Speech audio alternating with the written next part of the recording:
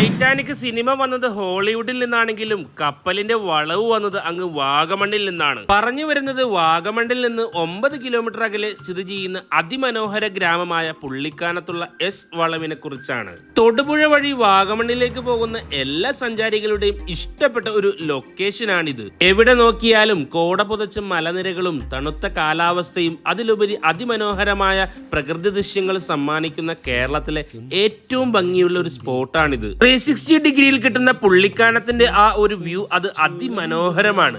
അതുകൊണ്ട് തന്നെ വാഗമണ്ണിലേക്ക് പോകുന്ന ഏതൊരു സഞ്ചാരിയും ഈ എസ് വളവിലും മറ്റും ഇറങ്ങി ഫോട്ടോ എടുക്കാതെ തന്നെ ആരും പോകാറില്ല. ഫോട്ടോഗ്രാഫിയൊക്കെ ഇഷ്ടപ്പെടുന്ന ആളുകൾക്ക് പറ്റിയ ഒരു മികച്ച ഒരു ലൊക്കേഷൻ കൂടിയാണിത്. പ്രകൃതിയുടെ സൗന്ദര്യം ഒരുമിച്ച ഈ റോഡിന് ചുംബനമുനമ്പ്, എസ് വളവ്, ടൈറ്റാനിക് വളവ് എന്നിങ്ങനെ പല പേരുകളിലായി അറിയപ്പെടുന്നു. റോഡിന്റെ വളവിന് ടൈറ്റാനിക് കപ്പലിനോട് സാദൃശ്യമുള്ളതിനാലാണ് ഈ വളവിന് ടൈറ്റാനിക് വളവ് എന്ന പേര് വരാനുള്ള കാരണം.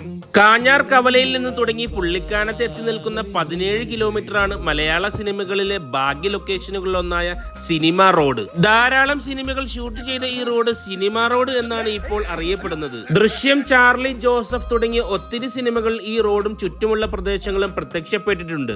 കുഞ്ചാക്കോ ബോബൻ നായകനായ ഓർഡിനറി സിനിമയിൽ ഗവിയുടെ ഭാഗങ്ങളായി കാണിച്ചിരിക്കുന്നത് ഈ പ്രദേശങ്ങളാണ്.